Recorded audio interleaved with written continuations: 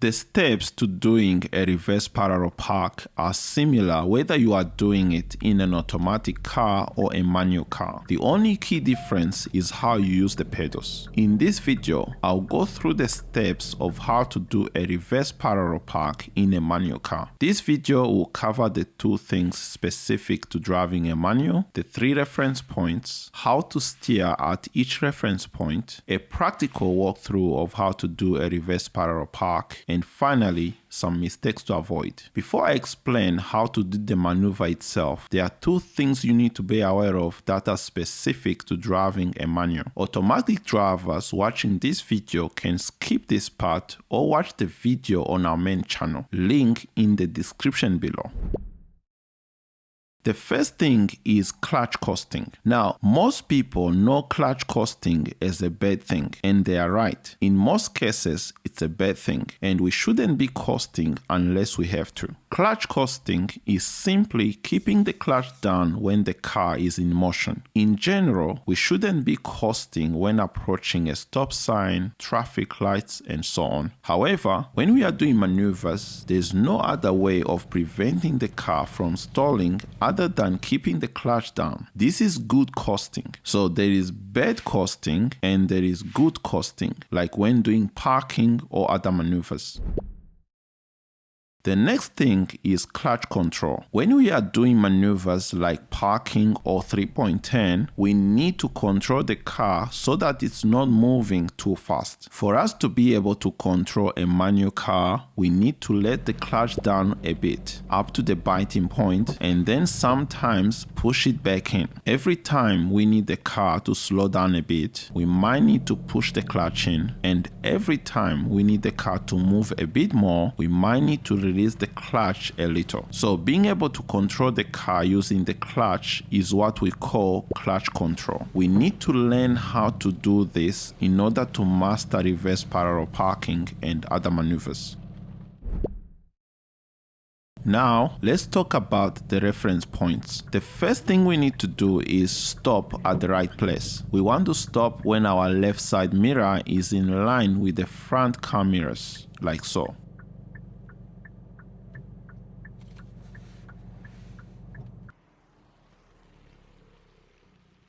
We also don't want to be too far or too close. Stop at a distance of about half a meter to 1 meter from the parked car, roughly a door's length. We also need the car parallel to the parked car and not crooked. This maneuver is called parallel parking because we need the car to be parallel to the parked car. We want to avoid being on an angle like this or like that.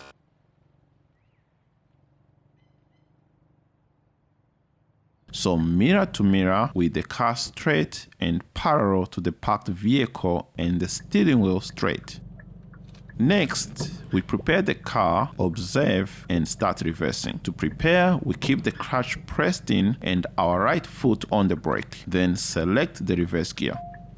To observe, we check the rear view mirror, the left and right side mirrors, and also do our shoulder check and physically turn our head and look at the rear, like so. Now we are ready to start the maneuver. For this maneuver, we need to use 3 key reference points from the time we select the reverse gear. The first reference point is when the middle of the rear passenger window is in line with the brake lights of the front car. Some people also use the front mirror lined up with the door handle as a reference. Although if the car is longer, that can be a problem, which is why lining up the middle of the passenger window with the brake lights works best. The next reference point is the 45-degree angle. We can line up the car with a physical object that we think is at a 45-degree angle. For example, a tree, a fence, a driveway, or a house. So straight ahead is 0 degrees, directly to the right is 90 degrees, and somewhere between straight and 90 degrees is our 45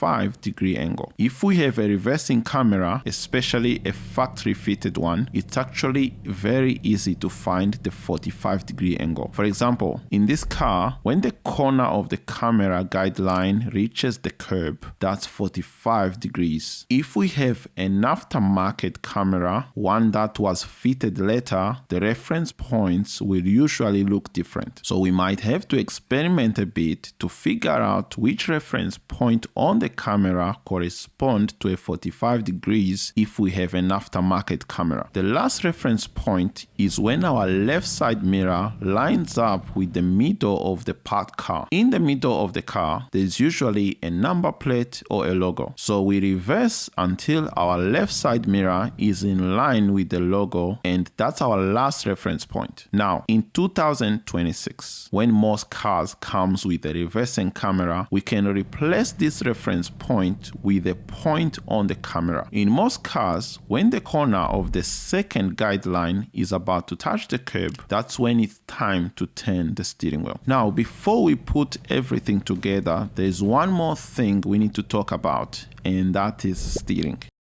At each reference point, we need to turn the steering wheel the right way and the right amount. At the first reference point, we turn the steering wheel full lock to the left. At the second reference point, we do 1.5 turns to the right. In some cars, we only need 1 turn, but in most cars, it's 1.5. The purpose of the 1.5 is to straighten up the tires, and the best way to do this is to use the logo in the center of the steering wheel as a guide. This is a half, this is 1 turn, and this is 1.5 of a turn.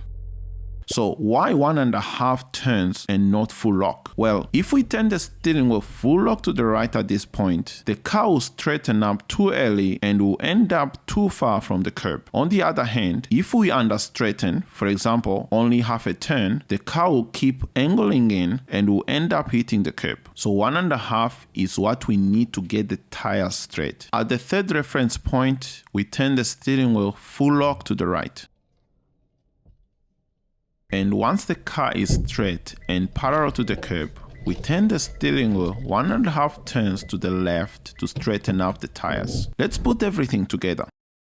When approaching, we check our rear view mirror and left side mirror and indicate left. If we are in a high gear like 4th, we want to downshift. We can either go to 3rd and then 2nd, but it all depends on the speed that you are doing. We want to stop when our mirror is in line with the front car's mirror.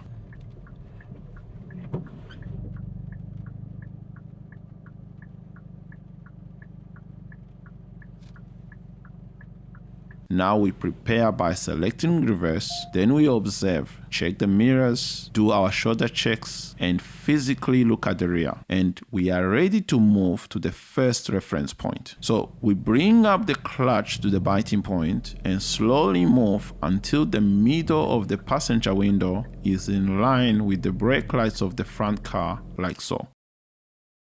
Remember, this is where clutch control comes in. If the car starts moving too fast, we push the clutch back in a little. If it is slowing down too much, we let it out a little. We want to keep the car at a slow walking pace speed throughout the maneuver. At this point, we do another quick look around. Now, we turn the steering wheel full lock to the left while moving until we reach the 45-degree angle. If we don't have a camera, we can use a stationary object like a tree or a fence as a guide. Here I have a camera, so I will reverse until this corner is just about to touch the curb, like so. All the while, we are keeping the clutch near the biting point to maintain that slow, controlled speed. Now, I do 1 turn on the steering wheel to the right. But remember, most cars will need to do 1.5 turns like shown in this other car. Now, we reverse until the last reference point,